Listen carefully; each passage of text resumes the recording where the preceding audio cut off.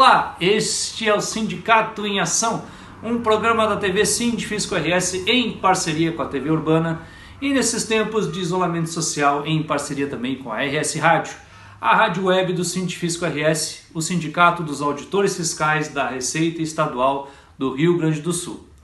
No programa de hoje teremos um programa musical, digamos assim. Conversaremos na primeira parte com Andréa Franco, administradora proprietária do Tablado Andaluz, um espaço que já existe há muitos anos em Porto Alegre e que foi responsável por introduzir a cultura flamenca, arte, música, dança, culinária em nosso estado do Rio Grande do Sul. Na segunda parte, conversaremos com a banda Bluegrass porto-alegrense, que é responsável por trazer esse estilo de música norte-americano do sul dos Estados Unidos aqui para o nosso estado e que faz shows, apresentações de rua também há muitos anos em diversos espaços em Porto Alegre, como por exemplo a Redenção, o Brick da Redenção e a Praça da Alfândega. Então tenho certeza que você vai gostar muito, vai ser um programa bastante leve, com conteúdo musical, artístico, cultural. E não se esqueça, né, antes disso, de curtir, comentar, você que está nos assistindo pelo YouTube, curtir, comentar, compartilhar, nos sugerir pautas, entrevistas. E se você é novo no nosso canal, se inscrever e clicar no sininho para receber notificações toda vez que tiver um vídeo novo postado. Olá, estamos iniciando o nosso programa hoje, quinta-feira, 3 de setembro. 1h em ponto neste momento. Final de semana prolongado está se aproximando e nós já estamos colocando o RS em pauta em clima de feriadão. Hoje e amanhã o nosso programa terá pautas culturais. Você pode nos acompanhar ao vivo na rádio e nas redes sociais ou escutar a reprise do programa às 18 horas no aplicativo da RS Rádio. Participe conosco e não esqueça de se inscrever nas nossas redes sociais e apertar o sininho para receber as notificações. Se você gostar deste programa, deixe aí a sua curtida no vídeo e compartilhe. Isso nos ajuda cada vez mais a melhorar o nosso conteúdo. As participações ao vivo também podem ser através do WhatsApp do programa, que é o 51 997 899 652. Hoje também teremos o quadro Cenário Fiscal com o auditor fiscal Jorge Ritter de Abreu. Fique conosco, a sua audiência e participação são muito importantes para nós. Dança, flamenco e culinária. Essa é a nossa pauta de hoje, que teve produção da Liege Saldanha e divulgação da Graziela Lopes, da Bruna Graco e da Jéssica Montanha. Quem vai falar conosco sobre o tema é a bailarina, coreógrafa e empresária Andréa Franco. Bem-vinda aqui ao nosso programa, Andréa, tudo bem? Tudo bom, Everton? Obrigado pelo convite, super feliz de estar aqui. Legal, obrigado, nós aqui que agradecemos. Também vai participar aqui conosco o jornalista Luiz Augusto Kern. Bem-vindo lá, aqui, tudo bem? Olá, Everton, boa tarde, Andréa, tudo bem, tudo tranquilo. Everton, só te fazer uma pergunta aí para a Andréa também, né? Já viram o novo mantra que está na nossa mídia aí? A mídia nacional e mídia local tem um novo mantra no ar todos os dias, de manhã, de tarde, de noite. Começou a velha história que o Brasil já viu. Mas depois eu vou comentar isso. Tá bem, então os nossos ouvintes também podem ficar acompanhando aqui mais para o final do programa, lá que tu fala para nós do teu mantra.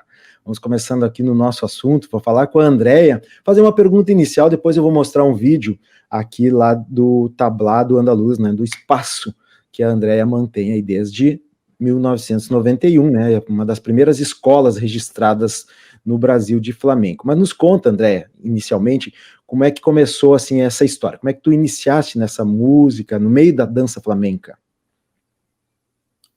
Então, a minha família, por parte de mãe, é espanhola, tá? Eu tenho descendência espanhola. Mas eu sou obrigada a dizer que ninguém ali era ligado à dança ou à cultura espanhola. Eu não fui muito incentivada na família a buscar essas referências espanholas no meu dia a dia, né? Por outro lado, por parte de pai, são portugueses, mas são todos músicos, né? Tem muito músico na minha família por parte de pai. Enfim, então a minha mãe me colocou no balé clássico, como toda menina fazia na minha idade, né? E quando eu cheguei aí na minha adolescência, ela tirou e disse: chega, vai estudar, vai para a faculdade, vai ser alguém na vida. E então eu saí do balé clássico e fiquei meio no limbo, assim, fiquei meio no limbo, perdida na dança. Eu nem me dava conta que a dança era tão forte na minha vida.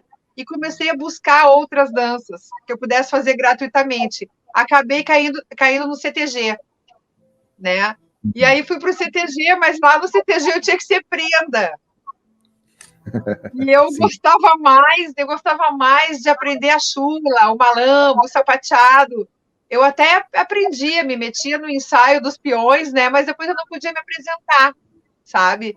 Então, na verdade, essa dança mais forte, o sapateado mais forte, sempre me buscou, né? E, enfim, e aí eu casei com um professor de dança gaúcha. E esse professor de dança gaúcha me incentivava muito a dançar, né? Então, a sapatear, ele me dava assim, né? Ele é o pai do Pedro, meu filho, que dança comigo até hoje, trabalha comigo.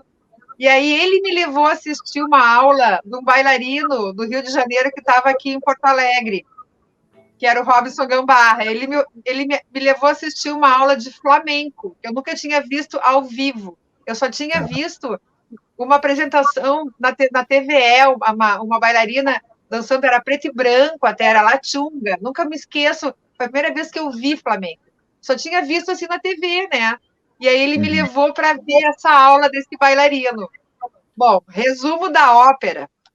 Nessa época eu tinha o meu filho com 10 meses, fazia faculdade de arquitetura e vi uma aula de flamenco. Eu entrei nessa aula de flamenco, comecei a dançar, logo eu tinha passado por um outro nível, porque eu tinha facilidade. Bueno, me separei, me casei com esse professor de flamenco e com ele eu montei o tablado. Né? Então foi assim, com ele eu montei o tablado muito, muito intuitivamente. Eu não tinha ido para a Espanha ainda, mas eu sabia que o tablado tinha potencial para ser, o Flamengo tinha potencial para ser uma escola diferenciada, com uma técnica específica, uma didática, um método de ensino específico para o Flamengo. E a partir daí, então, a gente montou muito, muito incipiente tudo, né? Aí, a partir daí, a gente começou a trabalhar, a estudar. Então, eu tenho passagens, assim, muito, muito pitorescas na minha vida. Por exemplo, eu dancei 2 anos do Gruta Azul, dancei flamenco lá. Né? Eu fazia. Eu dançava onde tinha mercado, porque o flamenco não era conhecido. Então a gente abriu um mercado, assim, um mercado a facão, aonde dava para ter uma apresentação de flamenco, a gente ia. Então eu dancei assim em grandes teatros, dancei no Teatro São Pedro, dancei na URGS, dancei na Fiergs, né? Mas também tive um lado muito B, um lado B da minha história, de dançar ali no cabaré, de dançar para comprar um olho de vidro para uma pessoa que estava necessitada. Galera, eu gosto de dançar. E vamos embora. São histórias de artistas. A arte é assim, a arte precisa viver, né? Ela precisa sobreviver, tem que se esforçar. Deixa eu apresentar para o pessoal aqui o vídeo do atual, né? O atual espaço da Andréia, o Tablado Andaluz, que fica aqui, perto da Redenção, aqui em Porto Alegre, ali na rua Venâncio Aires. Né, André? Esse é o espaço, quem já está vendo aqui na tela, o pessoal que nos acompanha pelas redes sociais, vou rodar esse videozinho que está no YouTube também, no Facebook, perdão, lá do Tablado Andaluz. Vamos olhar aqui. Opa, tem que passar para outra tela para dar o play. Agora. La plaza, por ser la plaza, tiene una mitad de oro y la otra mitad de plata.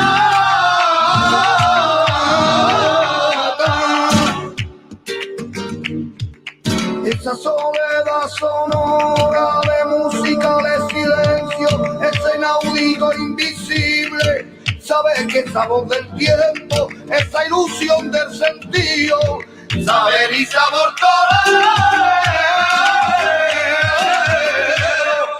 que es más que Romero y Paula, quinta esencia del torero.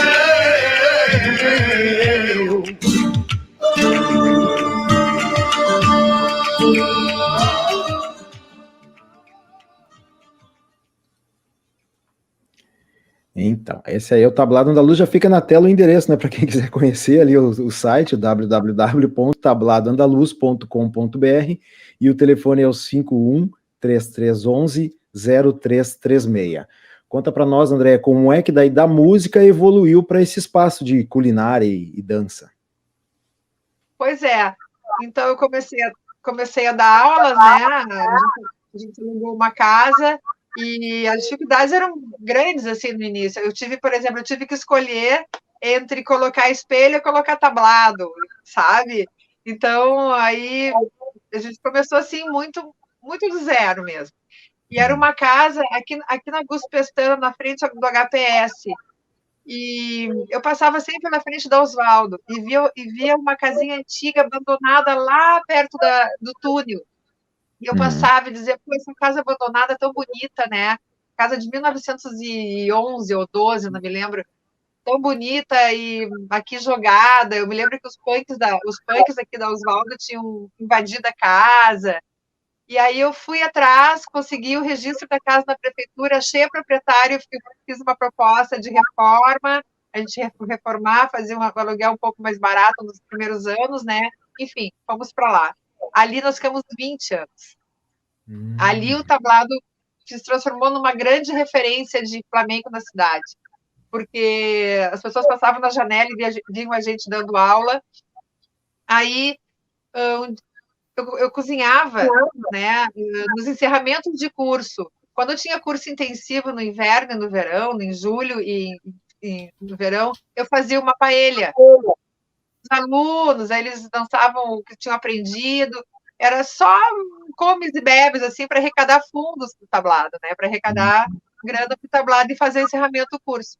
Aí começaram a me pedir para eu fazer isso, essa dança com a paella, uma vez por mês. Beleza, comecei a fazer na última sexta-feira do mês. Depois começaram a pedir para fazer toda sexta-feira. Aí comecei a fazer toda sexta-feira. Aí eu tive que comprar um freezer, fazer mesinha. Aí comecei a organizar melhor, né? Aí depois começaram a pedir sexta e sábado. Tá, sexta e sábado. Aí eu não aguentava mais, porque eu dava aula sexta, cozinhava sexta, tinha que limpar todo o salão, toda a sala, porque era dentro da sala de aula, limpar toda a sala de aula, limpar o piso, e depois, sábado de manhã, estava lá para dar aula, trocava tudo, fazia de novo de noite. Aí nós alugamos um sobrado na esquina da Barros, com a 100 metros uma casinha da outra.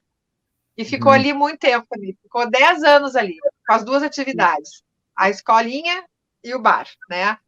A gente abria só sexta e sábado, às vezes quinta-feira, às vezes tinha evento, e aí eu tinha os dois aluguéis. Bueno, chegou um dia que teve uma eleição presidencial aí, e aí o proprietário da casa resolveu que ia tirar todo mundo de lá e alugar para partido político. Ah, sim, entendi. Entende? Então eu fiquei sem a casa do bar, porque ele simplesmente mandou todo mundo embora. Peguei de volta tudo e voltei para a sala de aula da casinha. 6 meses depois, a casinha foi vendida. Aí eu estava sem sede. Aí a minha mãe tinha duas, depois não tinha nenhuma. Aí a minha mãe disse assim, não, vamos procurar uma sede para botar tudo. Aí o aluguel era muito caro. Muito caro. Aí a minha mãe compôs a renda comigo e a gente conseguiu comprar essa casa que está Oswaldo agora. Mas a casa era um depósito de 99, não tinha nada, né? Então a minha mãe me ajudou a compor a renda e, né, para eu conseguir comprar a casa. Aí comprei, paguei a casa, graças a Deus paguei a casa no ano passado. Terminei a prestação. Que bom, né? Te livrou da pandemia, né? Livrou desse momento de pandemia que fez tudo parar, né, os estabelecimentos parados. Que bom, né? Já te livrou dessa.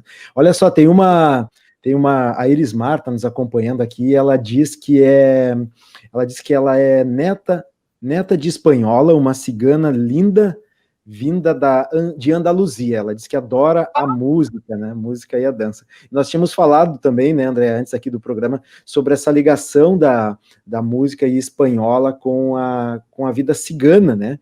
Eu queria que tu falasse aqui, contasse um pouquinho para os nossos ouvintes, então, essa ligação que tem da música espanhola, do flamenco, com a música cigana, né? Com a cultura cigana, de uma forma geral. Assim.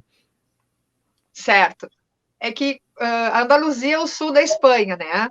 Então, ali foi um território onde os mouros ocuparam muito tempo. Mais de 700 anos teve ocupação moura ali, né? Então, às vezes, as pessoas confundem um pouco a época dessa ocupação moura, tá? E durante essa época também tiveram vários êxodos ciganos para aquela região, para a Europa. A Europa sempre foi um polo onde os ciganos saíam da Índia, da África e iam para a Europa. Em cada região da Europa, os ciganos foram recebidos de forma diferente. Eles foram, de modo geral, muito perseguidos, porque o cigano ele tem a característica dele é ser nômade. Então, ele, às vezes, não se integra no tecido social, porque ele não paga imposto, ele não se estabelece. Então, isso gera conflito com a sociedade local, né? Mas na Andaluzia foi um lugar onde o cigano foi bem recebido. Mas, assim, é um bem recebido que a gente tem que entender que não teve execução sumária, tá? Porque ainda assim, na Andaluzia, ele sofreu muita perseguição dos reis católicos. Tinha até um episódio lá na Espanha, na Andaluzia, que se chamava redada. Redada vem de jogar uma rede, tá? Então, eles faziam assim, a primeira redada, por exemplo, nos ciganos, eles capturaram os homens. Depois eles, e mandavam para as galés. Então, ainda assim, o cigano sofreu muito, ele estava marginalizado na sociedade, certo? E isso foi acontecendo ao longo de muito tempo. Então, o que acontece? A Andaluzia era uma mistura de culturas já. Tinha os espanhóis, tinha os muçulmanos, tinha os ciganos, tinha os judeus, e mais quem quisesse ir para lá. Era um polo muito rico.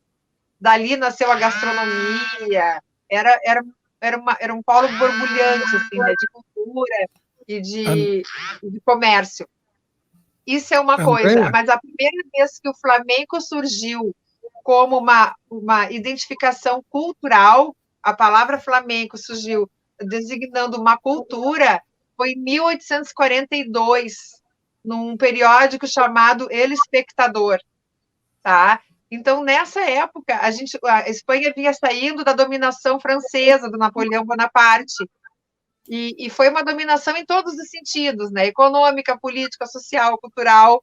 A Espanha estava buscando uma identidade própria para afastar aquelas referências francesas que eles chamavam de marrismo, movimento marrista, tá? Sim. Então, André, desculpe te interromper, tu falou agora nas referências culturais e eu puxei lá do fundo da memória. A gente comentou fora do ar, né? Eu disse, eu não conheço nada sobre isso, mas eu estou errado. Eu lembrei de Carlos Saura, lembrei dos filmes lá de trás, Carmen, Bodas de Sangue, e lembrei do Almodóvar. Então, a cultura espanhola está presente na nossa vida aqui. Está presente no nosso dia a dia, nesses filmes clássicos, nesses diretores eternos, né, que nos apresentaram nesses filmes a dança flamenca, né? Isso, Saura, o primeiro filme do Saura foi em 77, que foi o Bodas de Sangue, é uma obra-prima, assim. Ali aparece muito o cigano, né? Mas o que acontecia lá quando surgiu a primeira referência do flamenco? As danças que existiam nas cidades, em Madrid, em Sevilha, eram danças de corte, né? Com muita influência francesa. Como tinha um grande movimento nacionalista, buscando uma referência espanhola, alguns dizem que foi um plano de marketing. Escolheram a figura do cigano, porque o cigano tem uma referência de liberdade, ele é excêntrico, né? A Espanha, Carmen mesmo representa a Espanha livre, né? Apesar de ter sido escrito por um francês, né? Mérimée era francês, ele identificou nessa mulher tão empoderada a Espanha livre, né? Então, o que aconteceu? Eram aquelas danças, né? Na sua maioria já consolidadas da cultura francesa, danças de salão, minuetos, que receberam uma roupagem popular. E nessa roupagem, a referência que se buscou foi o modo de viver cigano, Então, os ciganos são super importantes para o flamenco, porque eles fizeram uma grande releitura da cultura naquele momento, e se resgatou essa Espanha que a gente conhece hoje, né? Então, é super importante, Perfeito. o cigano está muito junto. E André, parece haver muitos pontos de contato com a história do gaúcho aqui, né? Na vestimenta, que se buscou, né, na tradição, trazer o conteúdo e criar uma identidade do gaúcho. Uhum. A nossa proximidade com a Argentina e com o Uruguai define muito isso, porque ali a influência espanhola é muito maior do que para nós do Brasil. Aqui a gente tem mais influência portuguesa e negra, né? Então, imagina, o Brasil é um país que tem quase 54% de negros. Quer dizer, o Brasil é um país negro, né? A gente só tenta não olhar para isso, né? Eu não sei por quê. Porque se a gente olhar para o Brasil é o lugar onde tem mais negros no mundo depois da África. Sim. Então, nós somos um país negro, né? Então, ali de Santa Catarina para cima é português e negro. Agora, aqui embaixo, não. Aqui embaixo tem muita influência dos espanhóis, muita. O sapateado, o próprio vestido de prenda, esse tradicional, né? Que foi... Porque o vestido de prenda foi escolhido para ser assim, né? Ele não era assim, as mulheres se vestiam dessa forma. Ele foi escolhido para ser assim. É uma referência aos trajes, a gente chama trajes de faralais, que são os trajes que as mulheres iam às feiras de abril, aos rodeios, às exposições de gado, né? São trajes bem enfeitados, cheios de babados. Então, vem dali o vestido. A gente tem muita influência, muita influência. Essa ligação que tu faz agora novamente com a cultura gaúcha, né? No início falasse quando aprendeu a música gaúcha, começou a participar do CTG. Realmente, aqui no estado do Rio Grande do Sul, a prenda, ela tem uma dança diferente, não é aquela dança vigorosa, como tem a chula, como tu te referiste, a dança do facão, né? Que é aquela que pula e salta e bate facão. Já a música flamenca, ela é assim, ela é uma música muito mais quente, né, vigorosa também, e me lembra um pouco, de certa forma, André, me corrija se eu estiver errado, fazendo uma mistura, com o tango, né, o tango também é uma dança com aquelas posturas, né, lindas, assim, o corpo muito bem posicionado, como a gente viu ali no vídeo. Depois eu vou rodar de novo aquele vídeo ali do teu espaço, do tablado andaluz, para o pessoal olhar. Umas cenas que a gente tem ali que foram preparadas, e também para a gente apresentar o Pedro. Quero que tu identifique ali para nós, para o pessoal quem é o Pedro, que eu imagino que ele esteja naquele vídeo ali também, né? Se apresentando, para quem depois quiser conhecer o teu espaço, né, puder já saber quem é quem ali. Tu sabe então, que tem uma coisa muito interessante no flamenco, que tu falou da prenda, né? Uhum. Então, o que acontece? Nas outras danças étnicas, né, a gente tem aqui dança portuguesa, italiana, alemã, né? Nessas danças étnicas, olha como é importante o cigano.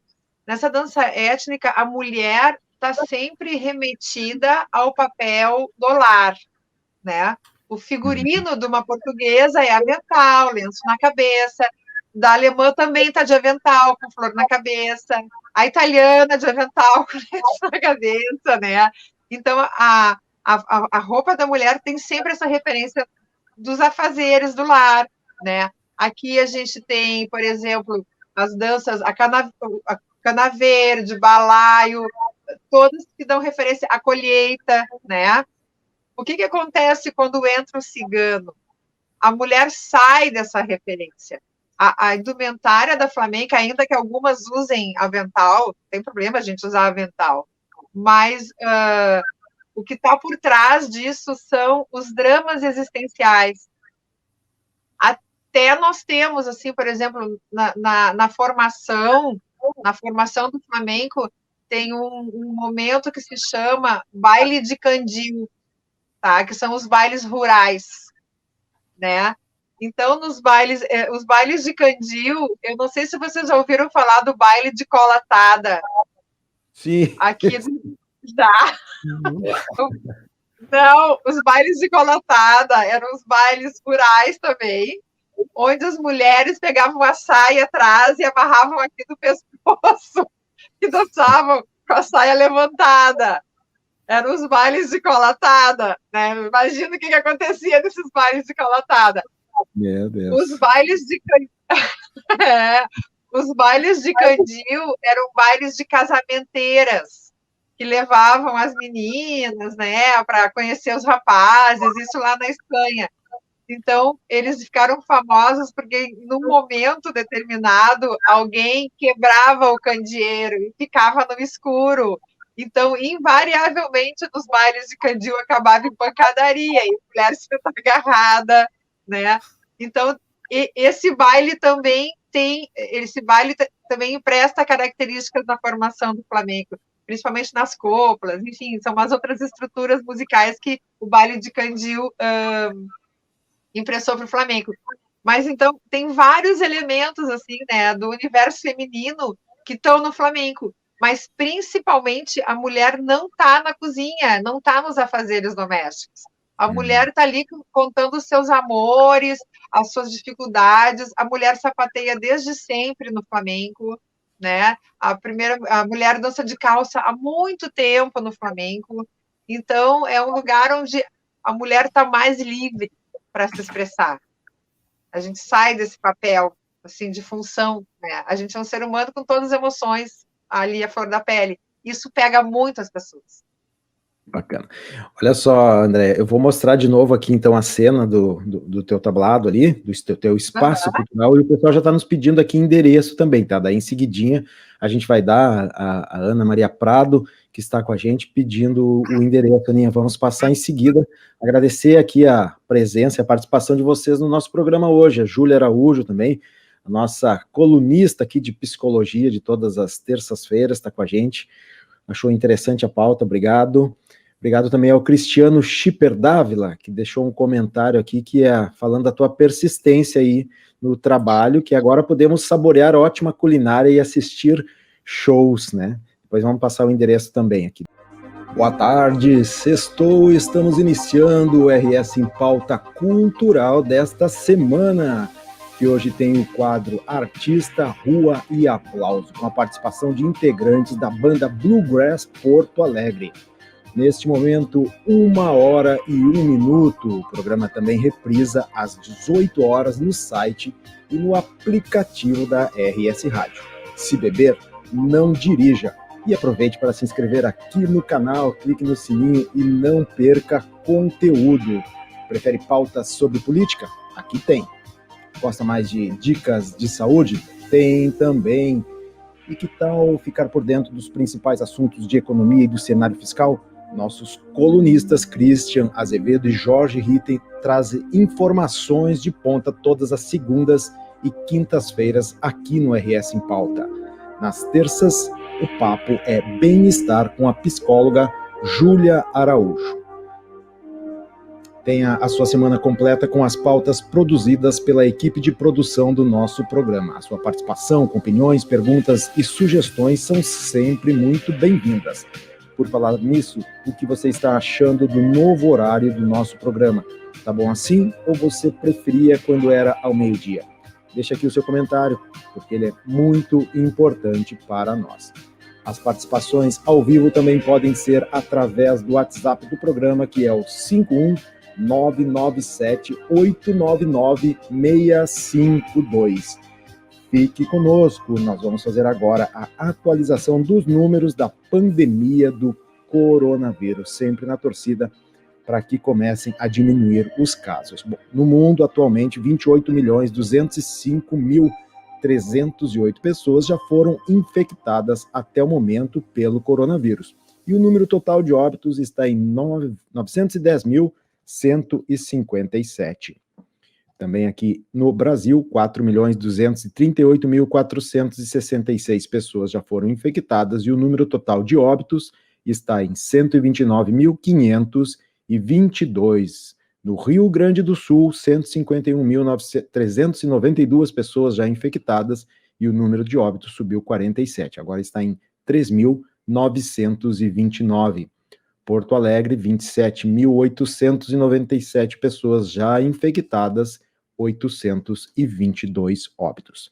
Bom, esses são os números aí que ainda estamos lendo, né, da pandemia de coronavírus. Tão breve isso passe, a gente para com esses números e entramos direto para a pauta. Mas eu já vou trazer aqui para o programa o nosso já conhecido, meu colega de RS em Pauta, de RS Rádio, o jornalista Luiz Augusto Kerner. Olá, que bem-vindo, tudo bem? Olá, Everton. Olá, ouvintes. Tudo bem? Tudo sim? Acompanhando agora de tarde se o presidente vai sancionar ou vai vetar aquele perdão aos 2 bilhões devido pelas igrejas evangélicas e igrejas em geral, mas principalmente as evangélicas, né, ao fisco. O presidente vai vetar e vai brigar com a sua base ou vai correr o risco de sofrer um impeachment por improbidade administrativa, por algum erro? Não é desconhecido de ninguém que perdoar dívidas da Receita Federal, dívidas devidas ao fisco, é crime. Então, Bolsonaro está naquilo que se chama uma sinuca de bico, Everton. Barbaridade. Mas lá que parece que foi só um partido que votou contra, fechado? Só um partido votou fechado contra. Só o PSOL votou contra, 24 partidos, incluindo todos os outros partidos de esquerda, o PT principalmente, cuja deputada federal, a Jandira Fegali, está se escabelando para explicar como que o PT votou nisso e aí está chorando nas mídias. Não tem explicação. Não há explicação possível para nenhum partido de esquerda, a não ser o PSOL, que votou contra esse perdão às dívidas tributárias das igrejas e que fazem tanta falta ao cidadão brasileiro. Assunto bastante polêmico, né, Lac? Porque a gente sabe que, inclusive, tem muitos pastores aí que são bilionários, né? Nem milionários, né? São bilionários. Deve estar naquela lista que aí cairia dentro da proposta da Fenafisco, que é tributar as grandes fortunas, né? Porque os bilionários ganham muito enquanto tem gente ainda passando fome aqui no Brasil. É uma coisa... Fazem parte da lista de bilionários da Forbes. Revista internacional que elenca todos os bilionários do mundo, né? É uma coisa inacreditável o que rende de dinheiro a fé.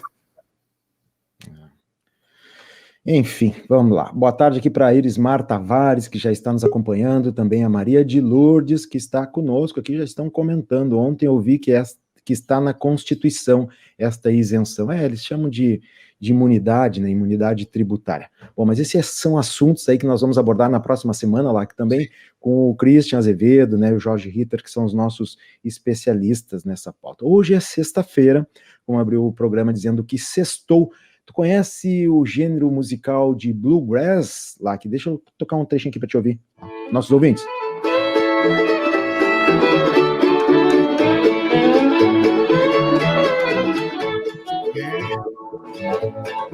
Olha, se tu não conhece, já deve ter escutado em algum momento essa música aqui em Porto Alegre. E gosto muito. Não sabia o nome, mas gosto muito. Pois é. A gente não conhecia muito, mas se nós conhecemos aqui em Porto Alegre, a gente tem que dizer assim, que é graças a um grupo que se apresenta aqui nas nossas ruas, nas nossas praças, bom, teatros e casas de espetáculos também. Vamos trazer aqui o Rica Sabadini e a Cida Pimentel para falar conosco, então, sobre o Bluegrass Porto Alegre. Bem-vindo, Cida, bem-vindo, Rica. Porto Alegrense. Conjunto Bluegrass Porto Alegrense. Correção ao vivo, é a melhor que tem. Vamos lá. E aí, Rica, tudo bem? Tudo bem, gente? Como é que vão? Certinho? Esse é um clássico, o nome da banda, né? Conjunto Bluegrass Porto Alegrense, sempre gera pauta, já. A gente já começou bem assim. Tá bom, vamos. E tu sabe que a gente escrevia sem o hífen, né? Aí o Luiz Augusto Fischer, professor Fischer, nos deu o hífen. De presente. Diz que Porto Alegrense tinha hífen. Tem. É isso aí. O bom é que a gente possa sempre ir aprimorando, né? Que nem a gente fala aqui lá, quando a gente fala muito em fake news, quando a gente erra, mas não é intencional, não tem problema, a gente corrige depois. O que não pode é fake. Então não tem fake nome nem fake news, né? A gente vai corrigindo. O importante é ser sincero, né? Isso que está faltando muito hoje em dia, né? Perfeito, é isso aí. Rica, deixa eu mostrar aqui, eu disse que o nosso programa a gente ia fazer no improviso, né, e ele está sendo um improviso. Eu vou mostrar umas imagens aqui da banda de vocês, para quem acompanha pelo YouTube, pelo Facebook, deixa eu tirar o som de lá e vou rodar umas imagenzinhas, vou botar na tela aqui com a gente. Olha aí, pessoal, esse é o grupo aí, eu tô tocando aqui na Redenção. Ó, aqui já não é mais na Redenção, né? Aqui eu acho que aconteceu aí. Isso daí é uma baita de uma banda de bluegrass que não é a gente. Legal. Eu queria tocar uma parte da banda de vocês. Bom, mas eu vou deixar eu parar essa imagem aqui então, ó. Vou deixar pausada. Aí é na Redenção, que saudade. É verdade. Mas vamos voltar para lá ainda. Com certeza, com certeza. Em seguida, olha só, eu vou mostrar também lá aqui, aproveitar que eu tô com o quadro ali, Cida. Essas fotos aqui, ó, eu fiz no centro de Porto Alegre, não me lembro há quanto tempo. No centro não, aqui em Porto Alegre. Essa foi na Praça da Alfândega aqui. Há alguns anos eu estava caminhando por lá e resolvi fazer um ensaio, né? Um ensaio fotográfico ali do mercado público, do Cais do Porto, e passei ali na praça, vocês estavam tocando. Mas que maravilha. Achei bem legal essa foto. Aí tem uma questão aí de cor, né? Que estava mudando as cores. E eu queria trazer essa outra aqui, ó. Peraí, essa aqui. Para a gente já entrar nesse ponto. Café da manhã, por que tem aquela placa café da manhã junto com os... Isso aí é invenção do... Ô, Cida, a Cida, ó, vamos voltar aqui. Ela estava dizendo que é a invenção do Petraco, né? Mas que a gente toca de manhã, né? A gente toca de manhã, então o Márcio sempre dizia para as pessoas darem, porque eu passo chapéu, sempre dizia para as pessoas darem moeda para ajudar no nosso café da manhã. E ele perguntava, e aí, Cida, já dá para comprar esses 5 cacetinhos? Eu digo, não. Porque a gente na rua, a gente brinca muito, né? Na verdade, junto com a apresentação musical, a gente interage com as pessoas, faz piada, é muito divertido. É uma das coisas mais divertidas que tem no mundo. É o conjunto Bluegrass porto-alegrense. Então, nos fala um pouquinho sobre o conjunto, qual foi a ideia de trazer esse gênero, posso chamar, Cida e Ricardo, de um gênero musical, né? É um gênero musical. Eu vou te dizer, eu sou a pessoa que mais sei de Bluegrass, porque o Petraco aprendeu a tocar Bluegrass na minha casa, aí anos depois eu casei com o Rica aprendeu a tocar Bluegrass comigo, então eu não sei nem como é que eu não toco Bluegrass. Eu sou doutora em Bluegrass. O Bluegrass na verdade, é o avô do rock and roll, né? O Bluegrass é o avô do rock and roll. E como os guris, o Márcio, já tocava na rua antes do conjunto. Ele tinha uma outra banda de Bluegrass e antes disso... Com o Heine Ventes, desculpa, Cidinha, junto com o Heine Ventes, que é o violinista da banda. Eles tinham uma banda chamada Trem 27. Trem 27. Bastante, que tocavam na rua também, faziam o mesmo gênero, né? Mas antes disso, o Márcio tocava sozinho na rua. E o Heine também em outras áreas, né? Outros lugares. Porque eu vou ter que falar um negócio. É que a rua, ela é uma possibilidade incrível. Primeiro que tu tira o atravessador, que é o dono da casa noturna. A gente trabalha pelo próprio risco, né? A rua nos ensinou que a população, pelo menos da nossa cidade, ama música, ama arte e não tem dificuldade nenhuma de pagar para assistir. Verdade. O chapéu que eu passo na rua, eu ganhei do mendigo, porque um dia eu esqueci o chapéu em casa e os guris ficaram, como que tu esqueceu o chapéu? Aí tinha um mendigo, que é nosso fã, e ele me deu o chapéu italiano, já teve melhores dias, mas até o nosso chapéu a gente ganhou do mendigo. É muito legal tu tocar direto com o público. É o começo das artes, né? É espontânea a manifestação, é espontâneo o pagar o nosso show. Quando eles nos dão moedas, notas, eles estão pagando o nosso show. E estão pagando de acordo com a sua carteira e com a sua gratidão, alegria por ter música ali democraticamente na rua. Tem outro ponto legal do conjunto Bluegrass, que é a ocupação da rua. Rua ocupada é rua segura. Nós nunca fomos assaltados, nunca fomos desrespeitados, nunca aconteceu nada de ruim com a gente na rua. Por quê? Porque a rua é maravilhosa. A população da cidade é sensacional. Vou te contar uma coisa rápida, assim.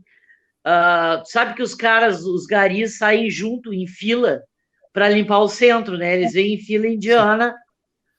Tu acredita que uma vez todos os garis botaram moeda no chapéu? Oh, legal. É muito legal. É isso que eu ia perguntar para você, Cida. Se existe, tu diria que existe mais respeito ou mais assim desconfiança de quem toca na rua? Mas antes de tu responder essa pergunta, eu queria falar com o Rica, só que o Rica nos mostrasse assim, ó, quais são os instrumentos, Rica, que tu toca, e eu queria que tu começasse dos que tu tens aí perto, que tu já aproximou alguns, que tu nos mostrasse um deles, pelo menos agora, depois a gente volta com a pauta ali, Cida. No conjunto Bluegrass porto-alegrense, eu sou violonista, né, um violãozinho de 6 cordas, esse modelo norte-americano, que a rapaziada chama de violão folk, né, tu vai ver em qualquer loja, violão folk, mas o modelo chama-se Dreadnought, mas folk é mais fácil de falar em português, né? For ler Dreadnought, assim, tá cheio de consoantes ali brigando uma com a outra, então fica complicado pra gente falar. Que é esse modelo aqui, né, de violão que eu toco na rua, eu toco e canto. E também tem um outro instrumento que o Petraco toca, né, que é o bandolim, né? Em inglês é mandolin, mas é o nosso bandolim também, né, que tem no chorinho, que é bem popular na música brasileira. Só que o modelo é diferente, né? Pode ver, esse aqui tem formato todo diferente, né? Não é como aquele violão brasileiro. E tem mais um aqui, são os 3 que eu tenho, chama-se banjo de 5 cordas, ó, que é esse monstrinho aqui, ó, deixa eu ver, tá difícil. Ele tem uma corda que vai aqui até na metade, ó, na metade do braço, e ele é um pandeiro com braço, um pandeiro de corda, e tem a corda aqui em cima, né? Normalmente no violão a parte mais grave fica no dedão, né? E essa aqui não, a parte mais agudinha fica no dedão, ó. Então é um instrumento muito peculiar. E esses aí fazem parte da formação da música, né? De uma banda de bluegrass. Falta ainda, e eu não tenho aqui em casa, o baixo de pau, né? O contrabaixo acústico, tocado pelo Zeca. O violino, tem até um violino que devia ter pegado agora para me exibir, mas o violino, né, que o Heine toca, e outros, é uma banda essencialmente de instrumentos acústicos, né, uma string band que chamam, né, a gente não tem batera, e essa é uma das características do gênero, porque na verdade todo mundo é batera, né, o baixo faz o grave e o bumbo faz o né, e os outros instrumentos se revezam além da questão harmônica, questão rítmica, né, a gente acaba sendo uma grande batera, todo mundo junto, né? E tem outros a gaita de boca de vez em quando entra, um tal de dobro, instrumento que parece um violão, mas ele é diferente, ele tem o braço grosso, uma grossura desse tamanho, se toca com ele na horizontal. Daí o Petraco é muito engraçado, fala que é um piadista nato, fala que é para tocar violão deitado, né? É que o violão fica deitado e não é para o cara ficar deitado tocando violão. Mas o gênero é interessante desde isso, né? Porque eu sou brasileiro, comecei a estudar inglês, a língua, né? Uma língua estrangeira, e daí a língua já levou os instrumentos, né? Então é uma fonte inesgotável de pesquisas e a gente fica muito interessado, a gente acaba gostando muito disso, né? Então, eu recomendo, né? A gente sempre também dá o maior apoio. Quem quiser saber mais sobre música bluegrass, só falar com a gente ali nas nossas redes sociais, que a gente está disposto a explicar, enfim, dividir. É bom sempre falar do que gosta, né? Com certeza. Deixa eu tocar um trechinho aqui, ó, para os ouvintes.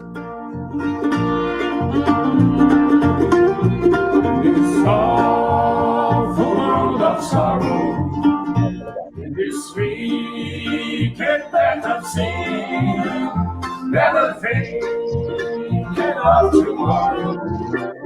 When I who's in here? Oh, I can hear the joy bells singing with my friends. Então, essa aí é um É uma música que todo mundo conhece dos filmes, mas ninguém sabe dizer o nome. Né? A gente mesmo teve que aprender, a gente conhecia, mas não sabia o nome. Então diz aí para nós o nome.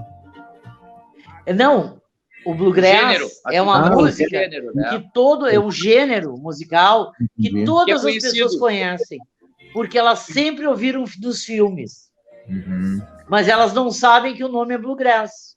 Entendi. E o Bluegrass... Bluegrass é uma região, né? É uma região, por exemplo, é uma região dos Estados Unidos, fica nos Apalaches. O que acontece? Essa região, durante a primavera, floresce uma gramínea, né? Nos grandes morros gigantescos, assim. Uhum. E à distância, essa gramínea floresce e dá uma florzinha azul. Então, as pessoas olhavam aquilo lá e aparece que toda a vegetação é azul, toda a grama é azul. Então, por isso que fala bluegrass, grass, grama, e blue, azul, né? A galera confunde, às vezes, por causa que tem esse blue com o tal do blues, né? Que são coisas diferentes. Até se conversam, né? Em questão musical.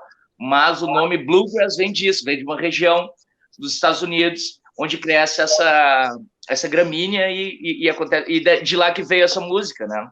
E que é uma música, a música da montanha, né? Que foi há muito tempo lá de imigrantes irlandeses, escoceses, enfim, que ocuparam as montanhas dos Estados Unidos. E isso daí é uma música ancestral dos caras, né? Que depois se modernizou e, enfim, e é o que a gente conhece hoje, né? A música bluegrass faz parte da música country também, certo? Ele é um tipo, um subgênero da música country que é um lance muito grande, mas a música country normalmente tem batera, guitarra, né? E o bluegrass faz parte. Desculpa. Tem um filme dos irmãos Coen que se chama Ei, meu irmão, cadê você? Que é a história do Ulisses, né, do Homero, contada com bluegrass. É bem bacana. O George Clooney faz parte do filme. Inclusive, esse filme que está na minha lista aqui tem uma polêmica que não colocaram o Bob Dylan nele, né? Diz que os irmãos Coen até agora não conseguem se explicar e meio que fogem do Bob Dylan, porque ele seria uma continuação depois, né? Segundo as críticas. Né? Legal. A pessoa louca que escreveu isso. Porque não tem nada a ver o Bob Dylan com bluegrass. Tem tanto a ver o Bob Dylan com bluegrass como eu. Peraí. Polêmica aqui em casa agora. Falou polêmica aqui em casa. Tem a ver, sim. Não, ele tocava lá com o The Band. Não, tudo bem, Rica. Não, e o Bob Dylan toca música folk, né? Sabe? Começou com essa função. E ele tem, dentro do repertório dele, ele já gravou música bluegrass. Sim, mas o bluegrass não Todo mundo já gravou bluegrass. O bluegrass não pode ser considerado uma música folk de folclórica, não? Também faz parte. Ele surge nos anos 40, entendeu? Com a modernização, que essa rapaziada que tocava essa música da montanha, certo? Que normalmente eram pequenos grupos, né? Violino e violão. É uma música que é tocada bastante em família, né? Porque as pessoas não tinham televisão, essas coisas, né? Como foi aqui no Brasil também, a gente sabe essa realidade. E eles tinham que prover o próprio entretenimento. Então, as crianças, as crianças tocavam, a mãe tocava, o pai tocava, certo? Porque Só que é a com região mais pobre dos Estados Unidos, né? Os Apalaches, os pobres. Os caras foram para o norte, essa turma do sul foi procurar emprego no norte ali, e ali já com a modernização se formou esse gênero, né? Daí os caras que tocavam formatou uma banda maior, né? E eles fazem parte, porque folk está dentro do cerne da música bluegrass, né? Os instrumentos todos, o bluegrass, na verdade, uma junção de outros gêneros que virou esse daí que a gente conhece como bluegrass hoje. Então, country, folk, tudo tá dentro, sabe? Então, é questão de terminologia apenas, assim. Tipo gordinha. E a inspiração de vocês aí? Me conta, eu falo de uma inspiração que fez vocês começar a gostar dessa música. E da onde vocês bebem? Qual a fonte? Olha, eu acho Ai, deu problema aqui. Eu tinha... Bill Monroe é o cara que a gente gosta muito, entendeu? Que é considerado o pai da música bluegrass, porque ele foi o primeiro a popularizar esse gênero, né? E formatar nessa configuração de violão, baixo, violino, bandolim, né? E ele é um cara que é a influência maior, mas tem outros, né? Os Stanley Brothers, que também é uma banda da primeira fase da música bluegrass, lá do início dos anos 40. Mas a minha influência mesmo são os meus colegas, o Heine Ventes e o Márcio Petracco, e a Cidinha. Esse aqui é o Bill Monroe. Ali, ó, Bill Monroe. Isso daí.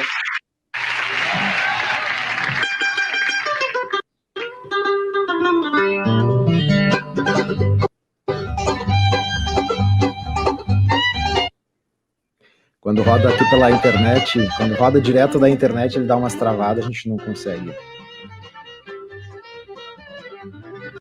Deus livre. E chapéu?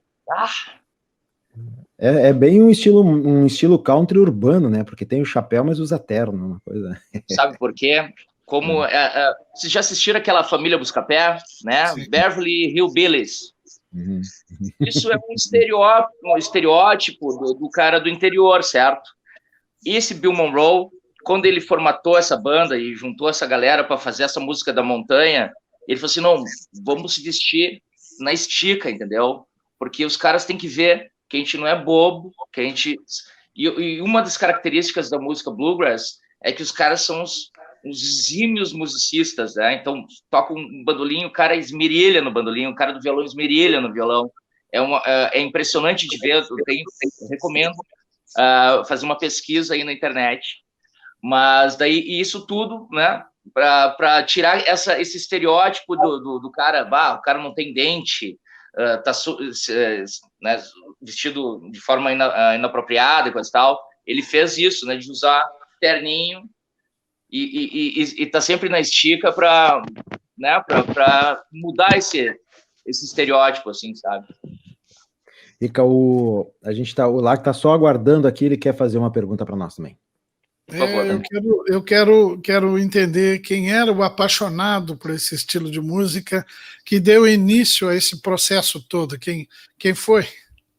Olha, são duas pessoas. Um é o Márcio Petracco, que é o violinista, bandolinista da nossa banda e vocalista, canta, todo mundo canta, né? E o outro é o Heine Ventes, que é o violinista e também cantor. Eles já tocavam na rua antes, né? E são pesquisadores de música folclórica de mundial, assim, né? E eu não sei como eles chegaram na música bluegrass e isso acabou se juntando neles, né? Eles formaram o tal do Trem 27, que também tocava na rua, vendia discos, fez um sucesso tremendo aqui na cidade de Porto Alegre. E esses dois são os caras que fizeram junto com a rapaziada do Trem 27, né? Fizeram essa... É até interessante, né? Escolheram justamente isso aí, porque era o quê? O cara tocava violino, o outro tocava bandolim, vamos se juntar para tocar. Os instrumentos, né? Eu acho uma coisa muito interessante, que isso que fez juntar a rapaziada. Até eu vou perguntar isso, uma boa questão, né? Como é que fez a rapaziada se juntar? Mas, olha, aí nesse vídeo tem uma harmônica aí, né? Mas os caras que faziam, porque eles pesquisavam sobre isso, né? E eu acho que tinha ainda o Renato Velho, que tinha um banjo. Daí o cara tinha um banjo, outros pesquisavam, sabiam, vamos montar um grupo, né? Isso antes de surgir o Conjunto Bluegrass Porto Alegrense. O conjunto existe desde 2007. E essa rapaziada vinha de antes. 2007. Isso, 2007. Então a gente está com 13, 14 anos. Mas eu sou formado em letras, os números me atrapalham um pouco.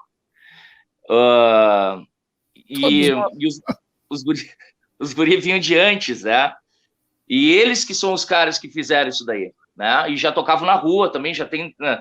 Antes do Bluegrass, o Heine tocava violino também, né? Passava o chapéu, e o Márcio também tocava outros gêneros e passava o chapéu, e os caras se juntaram. E quando eu cheguei, já já estava formatado, já existia o Bluegrass em Porto Alegre, sabe? Muito legais as entrevistas, não é mesmo? Então, ficamos por aqui. Nosso Sindicato em Ação, como você sabe, vai estar trazendo na próxima semana, no próximo sábado, na TV Urbana, canais 55.1, UHF e 11 da NET, excelentes entrevistas. Tenho certeza de que vai ser muito legal estar novamente com vocês. Muito obrigado e até o próximo Sindicato em Ação.